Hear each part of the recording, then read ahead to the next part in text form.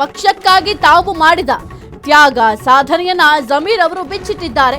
ಬಡವರಿಗಾಗಿ 45,000 ಮನೆ ಕಟ್ಟಿಸಿದ್ ನಾನು, 1,000 ಕೋಟಿ ವೆಚ್ಚದಲ್ಲಿ ಕ್ರಿಕೆಟ್ ಸ್ಟೇಡಿಯಂ ನಿರ್ಮಿಸಿದ್ದೇನೆ, ನೂರಾರು ಅಲ್ಪಸಂಖ್ಯಾತ ಶಾಲೆಗಳನ್ನ ಮೇಲ್ದರ್ಜೆಗೇರಿಸಿದ್ದೇನೆ, ಬಾಗಲಕೋಟೆ ದಾವಣಗೆರೆಯಲ್ಲಿ ಕೈ ಗೆಲ್ಲಿಸಿದ್ದು ನಾನೇ. ಪಕ್ಷಕ್ಕಾಗಿ ಇಷ್ಟೆಲ್ಲ ಮಾಡಿದ್ರು ನ್ಯಾಯ ಸಿಗ್ಲಿಲ್ಲ ಯಾಕೆ? ಆಪ್ತರ ಬಳಿ ಅಳಲನ್ನ ತೋಡ್ಕೊಂಡಿದ್ದಾರೆ ಜಮೀರ್ ಅಹ್ಮದ್ ಅವರು. ರಾಜ್ಯದ ಹೊರಗೂ ಪಕ್ಷಕ್ಕಾಗಿ ಮತಧರ್ಮ ಪಾಲಿಸಿದ್ದೇನೆ, ಕೇರಳ ಚುನಾವಣೆಯಲ್ಲಿ ತನು ಮನ ಧನ ಅರ್ಪಿಸಿದ್ದೇನೆ, ಮುಸ್ಲಿಂ ಸಹೋದರರನ್ನ ಕಾಂಗ್ರೆಸ್ ಜೊತೆ ನಿಲ್ಲಿಸಿದ್ದೆ ನಾನು. ನನ್ನ ಮುಗಿಸಲು ಆಡಿಯೋ ಲೀಕ್ ಷಡ್ಯಂತ್ರ ನಡೀತಾ ಇದೆ. ಸಂಪುಟದಿಂದ ಹೊರಗಿಟ್ಟಿದ್ದಕ್ಕೆ ಫುಲ್ ಗರಂ ಆಗಿದ್ದಾರೆ ಡಿಕೆಶಿ ವಿರುದ್ಧವಾಗಿ. ಕಾಂಗ್ರೆಸ್ ಹೈಕಮಾಂಡ್ ವಿರುದ್ಧವೇ ಜಮೀರ್ ಮುಸ್ಲಿಂ ಧರ್ಮಾಸ್ತ್ರ. ನನಗೆ ಮೋಸ ಮಾಡಿದ್ದನ್ನ ಮುಸ್ಲಿಂ ಸಮುದಾಯ ಸಹಿಸಲ್ಲ. 2ನೇ ಪಟ್ಟಿಯಲ್ಲಿ ನ್ಯಾಯ ಸಿಗದಿದ್ರೆ ನನ್ನ ದಾರಿ ನನಗೆ. ಡಿಕೆಶಿ ಹಾಗೂ ಹೈಕಮಾಂಡ್ಗೆ ಜಮೀರ್ ಪರೋಕ್ಷ ಎಚ್ಚರಿಕೆ. ಸಿಎಂ ಡಿಕೆಶಿ ಪಾಲಿಗೆ ನುಂಗಲಾರದ ಬಿಸಿ ತುಪ್ಪ ಆಗಿದೆ ಜಮೀರ್ ಅವರ ಈ ಒಂದು ಶಪಥ. ಮಂತ್ರಿಗಿರಿ ಮಿಸ್, ಕಾಂಗ್ರೆಸ್ ಕೋಟೆಯಲ್ಲಿ ಈಗ ಕಿಚ್ಚು ಭುಗಿಲೆದ್ದಿದೆ. ಬ್ರದರ್ ಆಕ್ರೋಶಕ್ಕೆ ಮಣೆ ಹಾಕುತ್ತಾ ಹೈಕಮಾಂಡ್. ಕಾಂಗ್ರೆಸ್ ಹೈಕಮಾಂಡ್ ವಿರುದ್ಧ ಜಮೀರ್ ಅವರು ಮುಸ್ಲಿಂ ಧರ್ಮಾಸ್ತ್ರವನ್ನ ಈಗ ಪ್ರಯೋಗ ಮಾಡ್ತಾ ಇದ್ದಾರೆ. ನನಗೆ ಮೋಸ ಮಾಡಿದನ ಮುಸ್ಲಿಂ ಸಮುದಾಯ ಸಹಿಸಲ್ಲ. 2ನೇ ಪಟ್ಟಿಯಲ್ಲೂ ಕೂಡ ನನಗೆ ನ್ಯಾಯ ಸಿಕ್ಕಿಲ್ಲ ಅಂದ್ರೆ ನನ್ನ ದಾರಿ ನನಗೆ ಅಂತ ಶಪಥ ಮಾಡಿದ್ದಾರೆ. ಈ ಒಂದು ಶಪಥ ಈಗ ಯಾವ ರೀತಿ ಆಗಿದೆ ಡಿಕೆ ಶಿವಕುಮಾರ್ ಅವರಿಗೆ ಅಂತಂದ್ರೆ ನುಂಗಲಾರದ ಬಿಸಿ ತುಪ್ಪ ಆಗಿದೆ. ಬಾಯಲ್ಲಿ ಬಿಸಿ ತುಪ್ಪ ಇದೆ, ನುಂಗೋದಿಕ್ಕೂ ಸಾಧ್ಯ ಆಗ್ತಾ ಇಲ್ಲ, ಉಗುಳೋದಿಕ್ಕೂ ಕೂಡ ಸಾಧ್ಯ ಆಗ್ತಾ ಇಲ್ಲ. ಆ ಒಂದು ಪರಿಸ್ಥಿತಿಯಲ್ಲಿ ಈಗ ಸಿಎಂ ಡಿಕೆ ಶಿವಕುಮಾರ್ ಅವರಿದ್ದಾರೆ. ಈ ಒಂದು ಪರಿಸ್ಥಿತಿಯನ್ನು ಯಾವ ರೀತಿ ನಿಭಾಯಿಸ್ತಾರೆ ಅಂತ ನೋಡ್ಬೇಕಾಗುತ್ತೆ. ಒಂದು ವೇಳೆ 2ನೇ ಪಟ್ಟಿಯಲ್ಲೂ ಕೂಡ ಜಮೀರ್ ಅವರ ಹೆಸರು ಇಲ್ಲದೆ ಇದ್ರೆ ಆಗ ಜಮೀರ್ ಅವರ ನಡೆ ಯಾವ ರೀತಿ ಇರುತ್ತೆ, ಜೊತೆಗೆ ಇದಕ್ಕೆ ಡಿಕೆ ಶಿವಕುಮಾರ್ ಅವರ ಪ್ರತ್ಯುತ್ತರ ಏನಾಗಿರುತ್ತೆ ಅನ್ನೋದು ಬಹಳ ಕುತೂಹಲಕ್ಕೆ ಕಾರಣ ಆಗಿದೆ. ಜೊತೆಗೆ ಈಗ ಡಿಕೆಶಿ ಮೊದಲ ಸಂಪುಟದಲ್ಲಿ ಜಮೀರ್ ಅವರಿಗೆ ಒಂದು ಬಿಗ್ ಶಾಕ್ ಎದುರಾಗಿದೆ. ಯಾಕೆಂತಂದ್ರೆ ಆ ಒಂದು ಆಡಿಯೋ ಬಹಳ ವೈರಲ್ ಆಗಿತ್ತು. ಹೈಕಮಾಂಡ್ ಮಟ್ಟದಲ್ಲೂ ಕೂಡ ಚರ್ಚೆಯಾಗುವ ಮಟ್ಟಕ್ಕೆ ವೈರಲ್ ಆಗಿತ್ತು.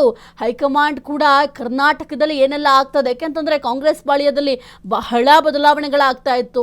ಆ ಒಂದು ಸಂದರ್ಭದಲ್ಲಿ ಈ ಒಂದು ಆಡಿಯೋ ಲೀಕ್ ಆಗಿದ್ದು ಜಮೀರ್ ಅವರಿಗೆ ಸಂಕಷ್ಟ ತಂದೊಡ್ಡಿದೆ. ಹಾಗಾಗಿ ಮೊದಲ ಪಟ್ಟಿಯಲ್ಲಿ ಜಮೀರ್ ಅವರ ಹೆಸರನ್ನು ಕೂಡ ಕೈ ಬಿಡಲಾಗಿದೆ. ಇನ್ನು ಬಹಳ ಪ್ರಮುಖವಾಗಿ ನೀವು ಗಮನಿಸ್ತಾ ಹೋದ್ರೆ ಸಿದ್ದರಾಮಯ್ಯ ಅವರ ಸಂಪುಟದಲ್ಲಿ ಇದ್ದಂತಹ ಸಚಿವರಿಗೆ ಈಗ ಮಣೆಯನ್ನ ಹಾಕಲಾಗಿದೆ. ಮೊದಲ ಪಟ್ಟಿ ಏನು ಬಿಡುಗಡೆ ಮಾಡಲಾಯಿತು ಅಂದ್ರೆ ಈಗ ಆಲ್ರೆಡಿ ಸಚಿವರಾಗಿ ಪ್ರಮಾಣ ವಚನವನ್ನ ನಾಯಕರು ಸ್ವೀಕಾರ ಮಾಡಿದ್ದಾರೆ. ಅವರು ಕೂಡ ಈ ಹಿಂದೆ ಸಿದ್ದರಾಮಯ್ಯ ಅವರ ಸಂಪುಟದಲ್ಲಿ ಕೆಲಸವನ್ನ ಮಾಡಿದಂತಹ ನಾಯಕರು. ಕುರಿತು ಹೆಚ್ಚಿನ ಮಾಹಿತಿ ನೀಡ್ತಾರೆ ನಮ್ಮ ಪ್ರತಿನಿಧಿ ರೋಹನ್. ಸದ್ಯಕ್ಕೆ ಡಿಕೆಶಿ ಮೊದಲ ಸಂಪುಟದಲ್ಲಿ ಜಮೀರ್ ಅವರಿಗೆ ಬಿಗ್ ಶಾಕ್ ಅನ್ನ ನೀಡಲಾಗಿದೆ. ಅಂದ್ರೆ ಮೊದಲ ಪಟ್ಟಿಯಲ್ಲಿ ಅವರ ಹೆಸರನ್ನ ಕೈ ಬಿಡಲಾಗಿತ್ತು. ಹಾಗಾಗಿ ಭಾರಿ ನಿರಾಸೆ ಕೂಡ ಆಗಿದೆ ಜಮೀರ್ ಅವರಿಗೆ. ಯಾಕೆಂತಂದ್ರೆ ಈ ಒಂದು ಪ್ರಮಾಣ ವಚನ ಕಾರ್ಯಕ್ರಮದಲ್ಲಿ ಅರ್ಧಕ್ಕೆ ಎದ್ದು ಹೋದ್ರು. ಸದ್ಯಕ್ಕೆ ಈ ಒಂದು ವಿಚಾರಕ್ಕೆ ಸಂಬಂಧಪಟ್ಟಂತೆ ಏನೆಲ್ಲ ಅಪ್ಡೇಟ್ ಇದೆ ರೋಹನ್?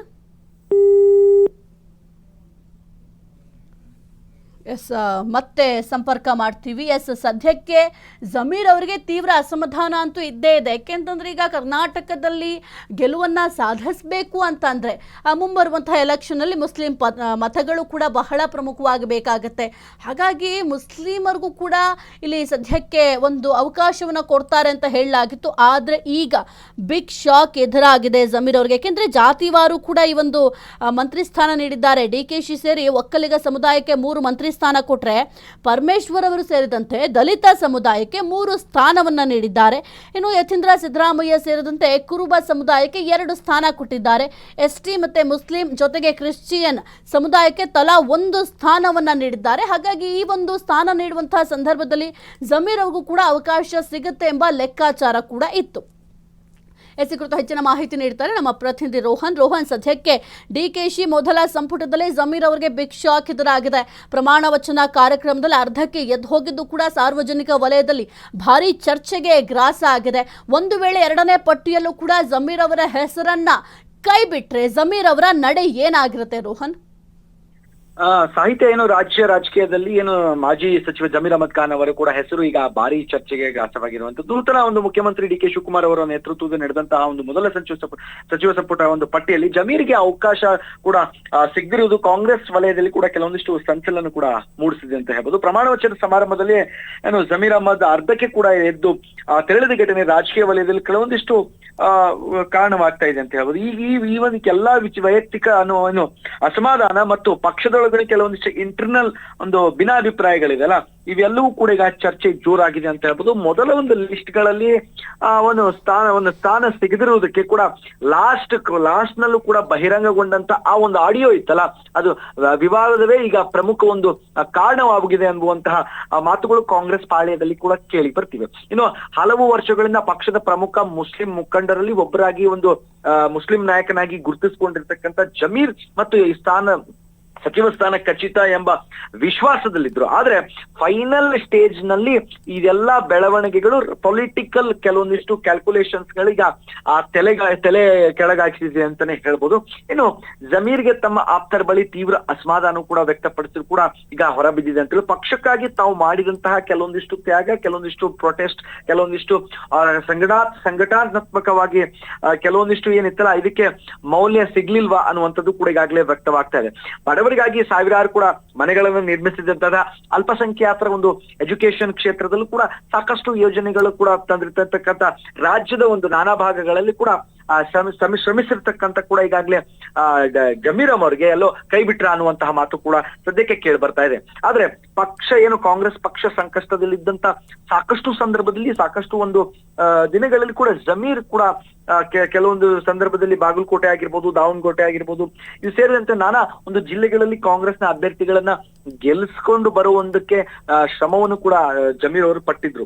ಈಗ ಪಕ್ಷಕ್ಕಾಗಿ ಇಷ್ಟೆಲ್ಲಾ ಕಷ್ಟಪಟ್ಟು ಪಕ್ಷಕ್ಕಾಗಿ ಇಷ್ಟೆಲ್ಲಾ ದುಡಿದು ಸಚಿವ ಸ್ಥಾನಕ್ಕೆ ನೀಡದೇ ಇರುವಂತಹದ್ದು ನ್ಯಾಯವಾ ಎಂಬುದು ಪ್ರಶ್ನೆ ಈಗ ಕೆಲವೊಂದಿಷ್ಟು ಬೆಂಬಲಿಗರು ಕೂಡ ಪ್ರಶ್ನೆಯನ್ನು ಕೂಡ ಈಗಾಗಲೇ ಮಾಡ್ತಾ ಇದ್ದಾರೆ. ಇನ್ನು ರಾಜ್ಯದ ಹೊರಗೂ ಮತ್ತು ಪಕ್ಷದ ಒಳಗಡೆ ಕೆಲಸ ಮಾಡಿದ್ದ ಒಂದು ಜಮೀರಿಗೆ ಈಗ ಕೆಲವೊಂದಿಷ್ಟು ವಿಶೇಷವಾಗಿ ಚುನಾವಣೆ ಸಂದರ್ಭದಲ್ಲೂ ಕೂಡ ಏನು ಕಾಂಗ್ರೆಸ್ ಪರವಾಗಿ ಸಾಕಷ್ಟು ಕೆಲಸ ಮಾಡಿದ್ರು. ಅಲ್ಪಸಂಖ್ಯಾತ ಸಮುದಾಯದಿಂದ ಬಂದಂತಹ ಮತ್ತು ಪಕ್ಷದ ಜೊತೆಗೆ ಉಳಿಸಿಕೊಳ್ಳುವ ಒಂದು ಮಹತ್ವದ ಒಂದು ಪಾತ್ರವನ್ನು ವಹಿಸಿದಂತ ಅವ್ರಿಗೆ ಈಗ ತಮ್ಮ ರಾಜಕೀಯ ಸೇವೆಯಲ್ಲಿ ಕೂಡ ಕಡೆಗಣಿಸಿದ್ರ ಅನ್ನುವಂತಹ ಪ್ರಶ್ನೆ ಸಹಜವಾಗಿ ಬರುತ್ತೆ ಸಾಹಿತ್ಯ.